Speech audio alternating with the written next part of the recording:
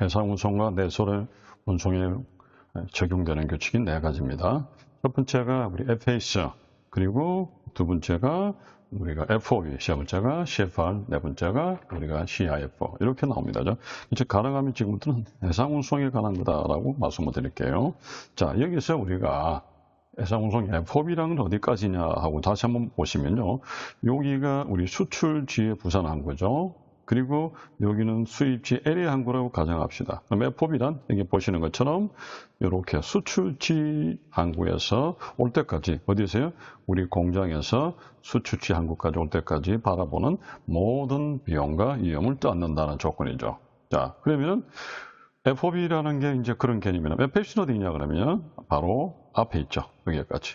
여기가 FAC입니다. 즉 하시면서 요 배 옆에 여기 사이가 뭐가 있을까요? 그림처럼 여기 부두가 있죠. 시와입니다. 그럼 시와에 올 때까지인데 그 시와 중에서도 입구가 아니라 바로 배 옆에 있는 부분. 요게 선척인도 가격입니다. 그러면 요 두 개 차이가 뭘까요? 요 두 개 차이가 배에 물건을 실어주느냐 안 실어주느냐 차이겠죠. FH와 FOB가.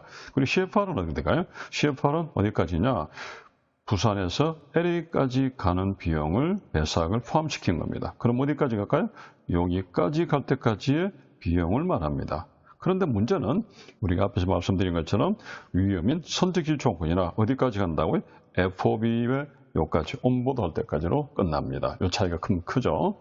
그리고 우리가 CIF는 CFR처럼 여기까지 가되 비용을 추가로 보험을 넣는데 그럼 위험은요? 위험도 마찬가지로 아무리 보험을 들었다가 위험도 마찬가지로 CFR처럼 어디 온보드 할 때까지로 끝난다고 말씀드립니다. 자, 그래서 여기서 이번에 중요한 것은 우리 CFR이나 그다음에 CIF는 반드시 항구가 수출항이다, 수입항구다, 두 항구가 중요하다 이런 말이 지금부터 나올 겁니다. 자, 그러면 FAS부터 하나 보도록 하겠습니다.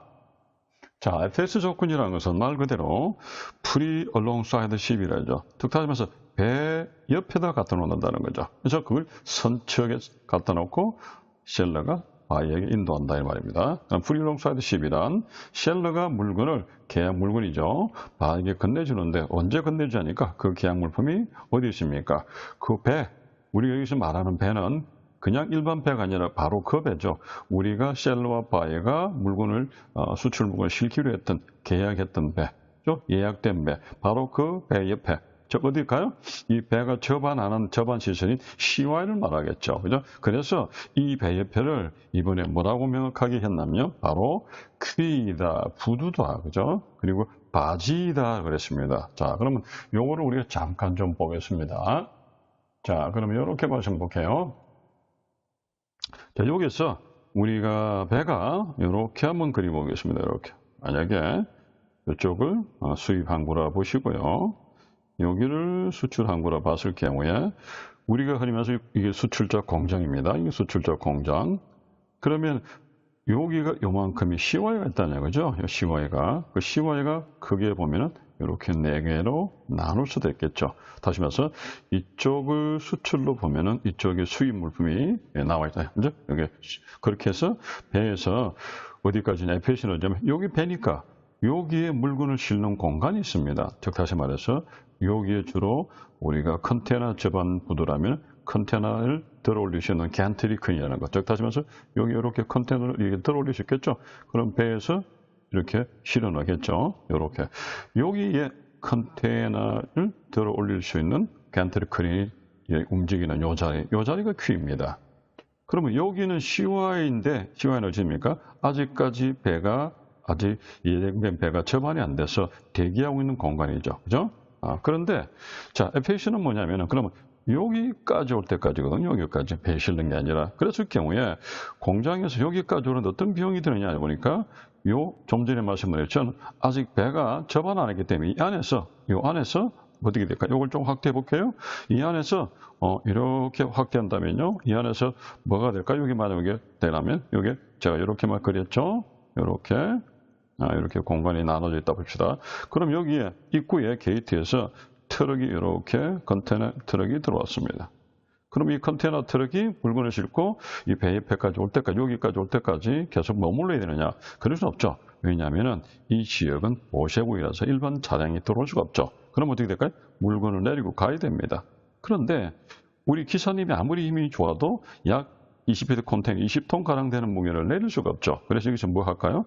여기서 이렇게 생긴 독립문이 생긴 게 하나 있습니다. 이게 트랜스포 크레인이 아니라 일종의 이렇게 물건을 내리는 그런 크레인도 하나 있겠죠. 여기서 이 컨테이너를 내려놓습니다. 그러면 여기다가 컨테이너를 내려놓겠죠. 그럼 이 차는 다시 빠져나가고요. 그런데 다시 이리로 가려면 어떻게 될까요? 다시 이 크레인으로 가지고 다시 물건을 옮겨야 되겠죠. 옮기는데 그냥 옮길 거냐? 또 이 안에 차가 하나 필요합니다. 어떤 차가요? 이 게이트, 다시 말해서 CY 안에서 움직이는 차. 그래서 CY 안에서 움직이는 차가 있죠. 그래서 이걸 다른 말로 CY일 때 야드 트랙트다 이런 말도 합니다. 요게 또 신기해서 옮겨갑니다. 물론 이게 뭡니까? 요게 트랜스포로 옮겨주겠죠. 그럼 여기 옮겨가서 다시 물건 내려놨습니다. 그러다가 배가 들어왔습니다. 그러면 여기까지 가겠죠. 여기까지가 FAC니까 여기까지 갈 때까지 또 뭡니까? 또 트럭이 다시 말해서 야드 트럭도 필요하죠.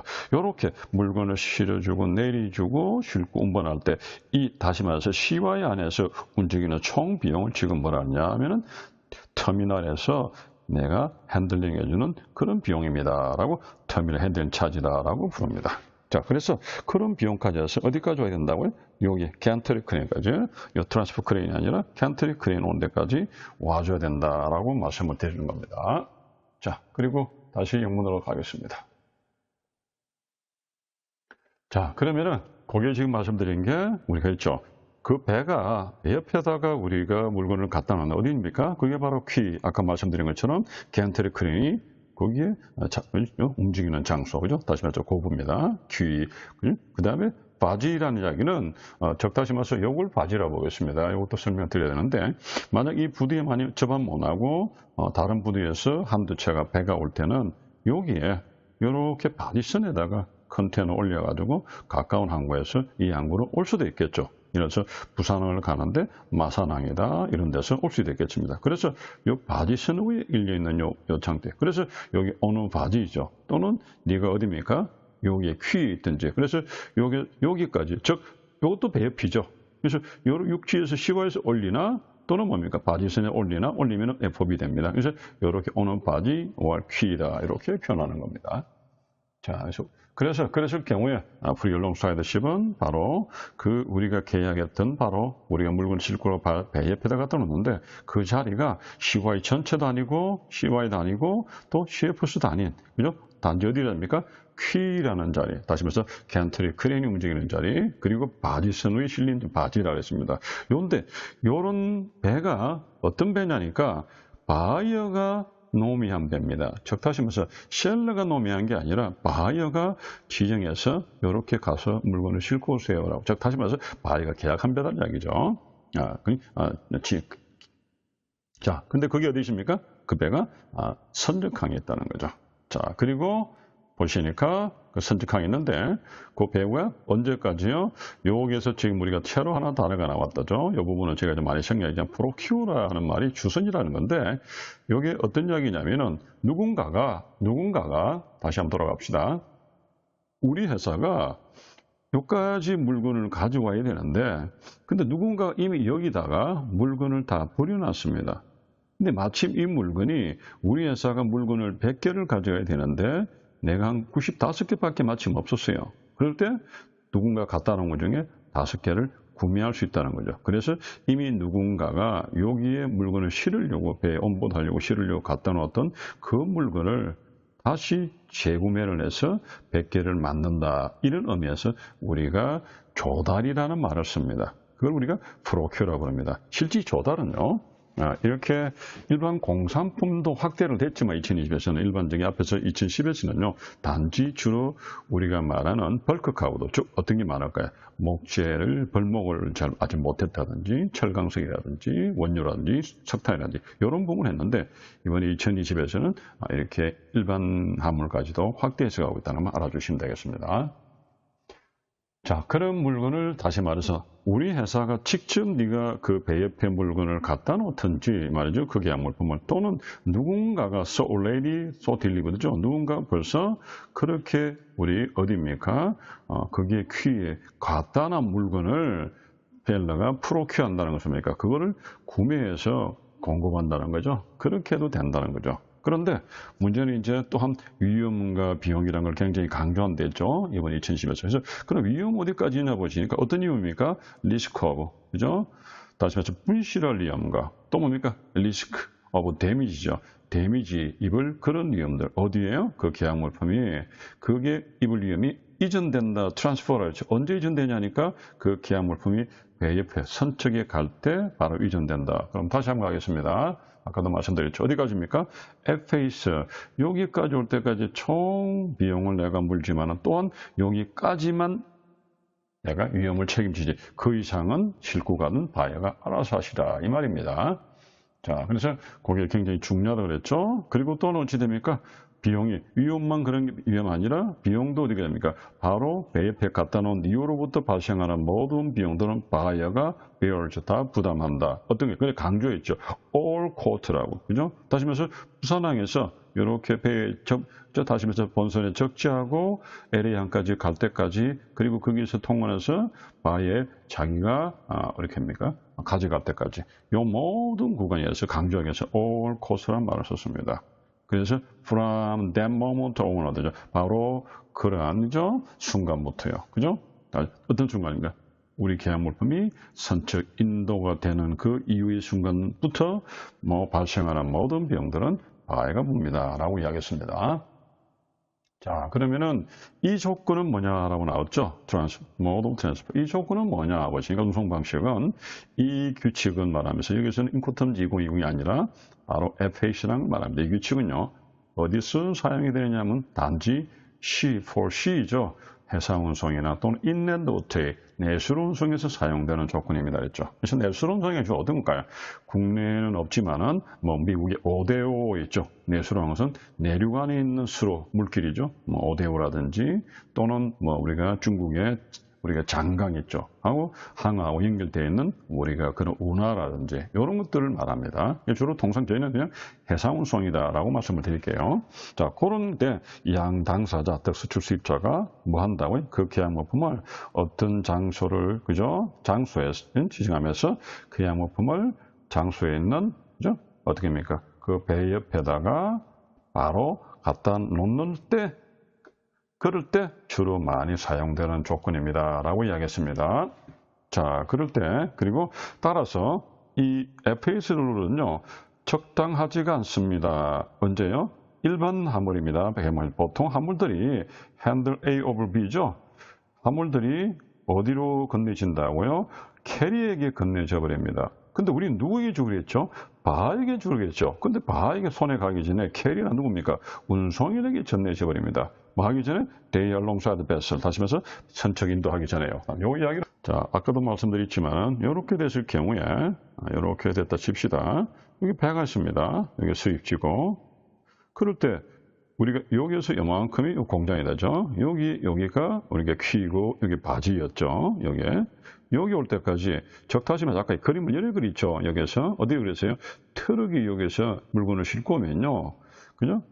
여기서 물건을 내려주고 나가버리죠. 다시 말해서 일반 못 들어온다. 그죠? 왜냐하면은 여기는 보세구이거든요. 못 들어옵니다. 일반 화물차가 허가받았지 않습니까? 그러니 여기서 네가 물건을 싣고 수출자 네 차가 물건을 싣고 여기 퀴까지 와서 여기까지 갖다 주는 게 아니라 나가버리지 않느냐. 즉 다시 말해서 이만큼의 공간이 무주공산이 되어버리는 거죠. 수출자 입장에서는. 그 말은 뭡니까? 여기서는 이 시과를 관리하는 회사, 즉 캐리어죠. 이제 운송회사입니다. 다시 말해 여기서는 선사라 봅시다. 선사에게 넘겨주는 것이지 네가 직접 하는 건 아니지 않느냐 이 말이에요. 다시 말해 이게 무슨 말이냐? 만약에 이게 부산부도라고 칩시다. 부산부도가. 그러면 이렇게 부도가 있다면요. 여기 이제 오부도가 있고 여기 우리가 오한부도, 간만부도, 신순대 모델도 칩시다. 여기는 이제 우리가 북항체 개발을 하고 있는 데고요. 그랬을 경우에 이 부도 전체는 누구 거예요? 부산시 거죠. 그렇지만 이 전체 관리를 부산항만공사가 하고 있습니다. 그런데 요거 결과적으로 부산시의 거를 요거를 누가요? 운송회사가 빌려서 쓰고 있는 거죠. 요 부두 자체를. 그런 그 CY가 바로 이거죠. 그 중에 하나겠죠. 그러니 누가 빌려 쓰고 있어요? 운송회사가, 즉 선사가 빌려 쓰고 있습니다. 그러니 내가 컨테이너 차량에 가져와서 여기까지 갖다 놓는다면은 내려서 옮기고 내려서 옮기는 가운데 이 CY는 누가 관리해요? 선사가 관리하죠. 그러니 네가 직접 여기까지 오는 게 아니라 선사에게 건네줘 버리지 않느냐, 실제 오지 않지 않느냐라는 이야기를 하고 있는 겁니다. 자, 그러면 다시 돌아가십니다. 그 이야기는요, 이 조건은요, FS 조건은 말 그대로 어디로 가야 된다 했죠? 바로 네가 바에게 건네줘서 어디 갑니까? 배 옆에까지 갈 때까지 가야 되는데 실제로는 그 일반적으로 물건이 그 운송회사, 즉 선사가 관리하는 CY, 즉 선사죠. 거기에서 입구에서 캐리해서 물건을 내리고 가버리지 네가 직접 어디까지요? 우리가 배 옆에까지 가는 퀴까지 가는 아니다는 거죠. 그래서 뭐랬습니까? Before they are alongside the vessel. 배 옆에 갈 때까지 가는 게 아니라 CY에서 누구에게? 캐리에게 건네져 버리지 않느냐 이 말이죠. 그러니 이 조건은 말 그대로 앞에서 말했죠. 앞에서 뭐라고 그랬습니까? 여기서 배 옆에까지 갖다 주세요라고 했거든요. 그런데 우리는 뭐입니까? 두 번째 보시면 이 조건의 표시는 배 옆에 갖다 주는 게 아니라 어디 갖다 놨습니까? 캐리어가 건네줘 버리고 캐리어가 어디까지요? 여기까지 옮겨오죠. 그러니 부적당합니다라고 이야기하는 겁니다. 예를 들어보면 특히나요, 이 일반 화물이 캐리어에게 건네진데 어떻게 건네지냐면요, 일반 화물이 아닌 공산품, 즉 컨테이너 화물이라면요, 다시 말해서 컨테이너 터미널이라면, 다시 말해서 컨테이너 터미널이라면 더 맞지 않습니다. 이 말이죠. 그래서 in this case 이런 경우는 양당사자는요 어떻게 하면 좋을까요? 그러지 말고 그죠? 우리가 앞 단계인 FCA 캐리어에게 인도하는 것이 더 낫다라고 이야기하고 있습니다. 이 이야기를 우리가 몇 번 말씀을 드렸습니다. 자, 그러면은 우리가 또 이걸 보겠습니다. 여기서 중요한 말 중에 하나가 이런 게 하나 있다죠. 이 조건은요, 즉 다시 말해서 이번에 정확한 지점을 다시 말해서 identify 있죠. identify. 즉 다시 말해서 우리가 표기를 하고 기록을 해야 되는 어디에? 로딩 포인트를 가능한 정확한 로딩 포인트. 다시 말해서 적재 지점을 어디인가를 명확하게 해야 된다는 거죠. 그래서 양 당사자가요, 뭐 하는 게 좋겠죠? 명확하게 표기한다. 다시 말해서 여기서는 identify, 여기서는 specify라는 패러프라이징이에요. 그래서 as clearly possible, 다시 말해서 가능한 할 수 있는 대로까지 최대한 하라는 얘기죠. 뭐를요? 로딩 포인트를. 어디 있는데요? At the named port of shipment입니다. 어디입니까? 선적하는 항. 다시 말해서 어떤 이름으로 불려지는 즉 지정된 선적항. 좀 전에 우리는 부산항이라고 했습니다. 그 부산항에서 어떤 포인트냐? 좋게 말하면 어떻게까요? 부산항에 있는 제 어떤 부두의 제 몇 번째 선석이냐까지 가겠죠. 자, 요거를 제가 다시 한번 그림으로 한번 다시 한번 보내보겠습니다. 이게 아까 제가 부산 부두라고 그랬습니다. 만약에 이렇게 있다 칩시다. 이게 만약에 우리가 신선대 부두입니다. 그러면 첫 번째가 뭡니까? 어떤 항구? 부산항이죠. 두 번째 어떤 시와의 어떤 부도, 신선대 부도. 세 번째, 벌스를 했죠. 어떤 몇 번째 선석, 어디입니까? 요게 배가 이렇게 접어나겠죠, 이렇게. 요거를 완선석이라고 그럽니다. 그러면 크게 보면은요, 우리가 좀 생략되어 있지만, 정원에서 어떤 항구 안에 있는, 그죠? 어떤 시와에서 몇 번째 선석에서라고 이렇게 가야 되겠죠. 그런데 우리는 이 배가 부산항에 온다는 걸 알고 조금 더 알면은 요게 우리가 HMM이 우리가 옛날 핸드상선이 사용하는 부두라라고는 할 수 있지만 그 배가 몇 번째 선석에 갈 때까지는 알지는 못합니다. 그러나 가능하다면 적어봐라 소리를 하고 있는 겁니다. 자, 그래서 우리가 다시 한번 다시 돌아가. 우리가 이렇게 놨죠. 가능한 그 선적항에서의 다시 말해서 로딩 포인트를 꼭 기재를 해 주십시오 그랬죠. 그럼 이럴 때는 우리가 어떻게 합니까? 선적항 안에 있는 로딩 포인트. 그럼 좀 쉽게 우리 이렇게 합시다. 몇 번째 선석까지 못 가니까 부산항 안에 있는 어디입니까? 신선대 부두라고 합시다. 그리고 그 자리는 계약 물품이 to be transfer 이전되죠. 그 자리에서 다시 말해서 아까 그 자리는 어디입니까? 우리가 말하는 퀴입니다. 그 자리에서 이전되는데 from 어디로부터? 바로 퀴죠. 여기로부터 이전되는 거나 또는 뭡니까? 바지죠. 아까 말씀드렸죠. 키까지 갖다 놓지 바지에. 그래서 위험이 이전되는데, 물건이 이전되는데 어떻게 됩니까? 그 키나 또는 바지에서, 그죠? 바로 그 배까지 올 때까지 위험이 이전된다 그랬죠. 따라서, 그죠? 왜냐면요. 그래서 비용과 위험이 같이 나왔다죠. 바로 그 부분, 어디입니까? 바지나 키나 이 부분에서 바로 for the count of seller. 그까지는 전부 다 셀러가 다 올 때까지는 키나 바지 올 때까지는 근데 계속 그림을 그렸습니다. 비용과 위험이 다 책임지겠지만 그리고 나서 그죠? 거기다가 또 뭐가 책임지냐면 거다가 이 비용에다가 이 비용은 뭘까요? 앞에서 동식 말했습니다. 어디까지요? 키나 키 있죠? 바지까지 올 때까지 발생하는 모든 비용과 위험에다가 and 플러스죠? associated handling charge. 다시 면서 아까 시화에서 이렇게 내리고 싣고 하는 이런 핸들링 차지를 거기에 관련된 해놓은체는 모두 다 뭐십니까?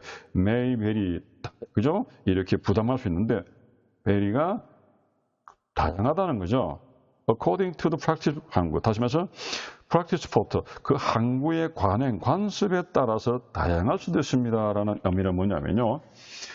예를 들어서 우리 부산항은 우리가 수출하실 때 이 핸들링 차지를 부담을 해야 되는데 일부 어떤 나라에서는 부담 안 할 수도 있고요. 이 말이죠. 그래서 그 항구에 따라서 부담하기도 하고 안 하기도 합니다. 라고 말합니다. 그런데 우리는 대한민국에서는 다 부담한다 보시면 됩니다. 그런데 뒤에서도 나중에 우리 운송에서 또 이 말을 다루겠지만요. 그러면 좀 전에 제가 THC라고 그랬는데 여기는 터미널의 말이 없고 핸들링 차지라고 그러잖아요. 그래서 나라마다 이 핸들링 차지를 핸들링 차지라, 터미널 핸들링 차지라고 부르기도 하고요. 또는 다른 말로 쓰기도 합니다. 그래서 우리가 그렇게 동일하지 않고 그냥 우리 조문에서는 핸들링 차지라고 말을 했습니다.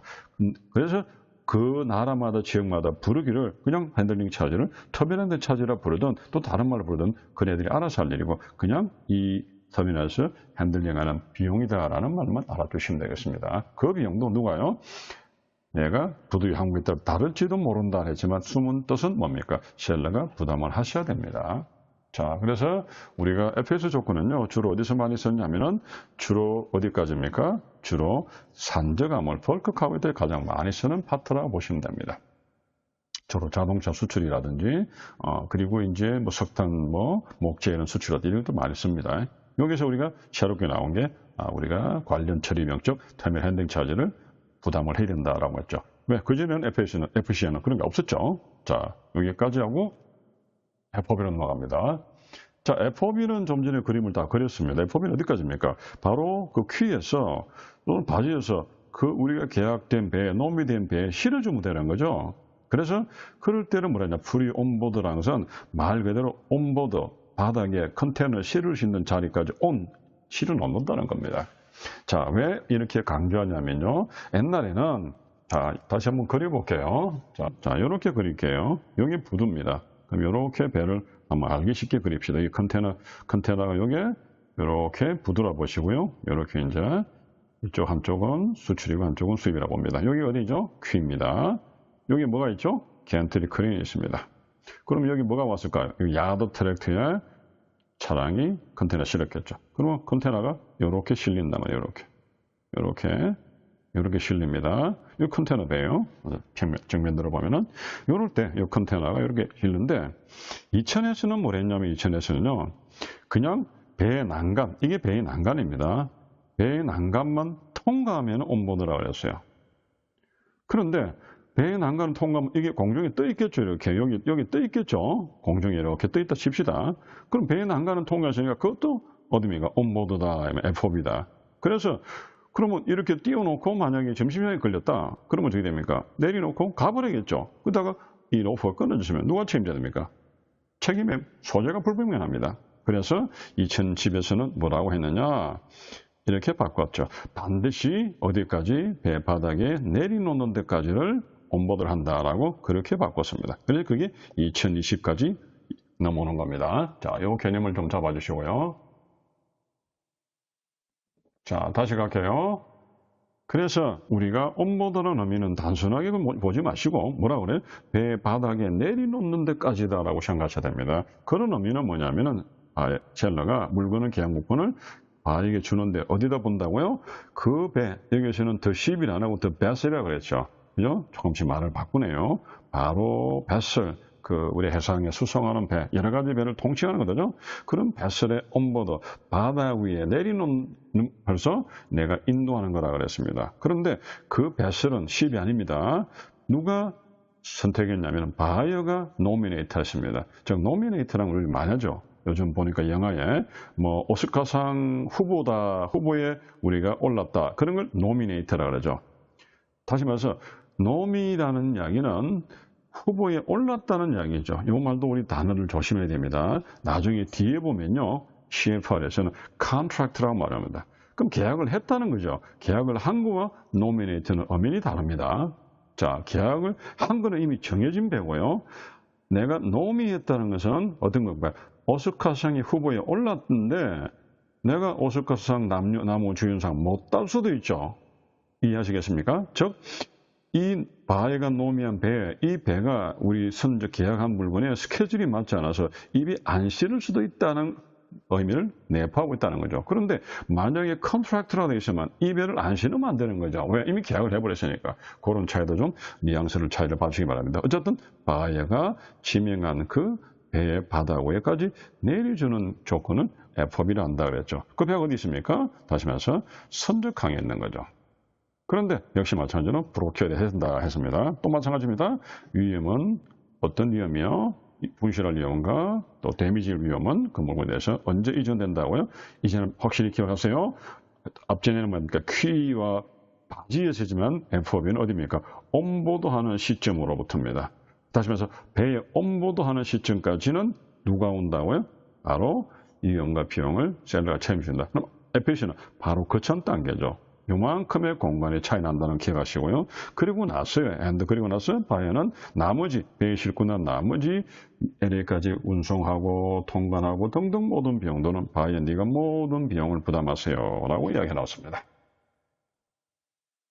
자, 그러면 우리가 FOB는요, 정리를 하자면은, FOB는 바로 선박에 적재된 상태에서 위험이 진단한 것, 이 굉장히 중요합니다. 자, 만약에, 그런데 여기서도 하나 빠졌지만은 어떻게 될까요? 여기서도 만약에 시화에서, 이렇게 들어가면은 컨테이너가 물건 내려놓고 나가버려야 되죠. 그러면 여기까지 못 오잖아, FS가. 그런데 어떻게 네가 물건을 실을 수 있습니까? 못 실죠? 어떤 경우에, 컨테이너의 경우에. 그래서 뭐라고 했냐면은, 이 조문에는 지금 우리가 책을 이렇게 페이지를 줄이기 위해서 줄여놨지만, 그래서 어떻게 됩니까? FS처럼 너도 만약에 그런 컨테이너 문제가 서로 발생한다면 차라리 FOB 쓰지 마시고 FC를 쓰세요 라고 이야기를 하고 있습니다. 자, 여기까지 하고 잠깐 쉬었다가 보겠습니다.